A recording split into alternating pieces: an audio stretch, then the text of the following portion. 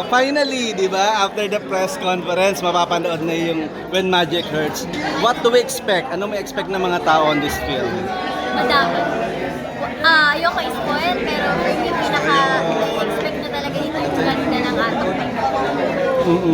And yung sa tandem ninyo, hindi ba kayo nahihirapan? Because you're friends eh, di ba?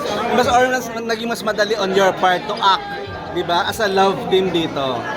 Ako po for me, hindi po ako nahirapan kasi, tsaka bilang artista po talaga gano'n, tsaka friends na namin kami ni Bieber, so mas comfortable po. In one word, how do you describe Bieber? Why kind? Kasi mabait po talaga siya.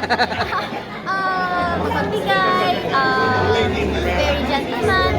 What are the challenges you encounter doing this film? Bukod sa napakalamig, di ba, sa Benguet? Madami po. Sobrang dami. Tulad na... Katulad ng mag-i-extend din po namin ng ulan, na kailangan namin madaliin, kailangan namin magmadali, kailangan namin mag-extend kasi po yung weather, hindi namin matansya. Mas madalas mo maka-eksena si Dennis Padilla dito, no? So, kamusta ka trabaho ang isang Dennis Sobrang Padilla? kalugin ko talaga. Tsaka sobrang sarap kasama sa akin talaga. Tsaka, ano po, thankful po kasi nakakahubog po ko talaga sa kanya. Kahit di siya sasalita, nakakahubog ko po sa kanya. Kakausapin ka niya, tinignan ka niya.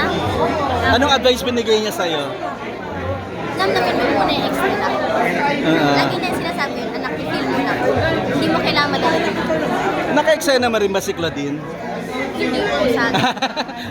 Parang isa sana sa bucket list mo. Pero ano masasabi mo lang na parang after the press conference, after makita yung teaser na to, parang tinatag kayo ng netizen na parang the next Rico yan and Claudine Barreto.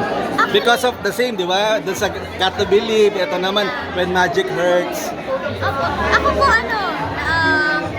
syempre nakakatuwa, pero at the same time, andun po yung pressure kasi syempre, kung ikukumpara ka po sa kanila, diba? Pero for me naman po, hindi ko po kailangan na gayahin or pantayan kasi hindi naman po talaga mapapantayan yung scenes po. So for me, nakikita ko po sila, ginagawa ko silang inspiration. Tapos Matya, parang ewan ko lang, parang may bali-balita na parang gaganap ka uli bilang Serena. May narinig akong ganon or parang may mga offers ba na ganon sa'yo ngayon? Okay, sa totoo lang po, wala pa po akong nababalitaan. Siguro po may nabanggit ko sa akin before na gusto ko kunin. Pero parang wala pa naman po ako.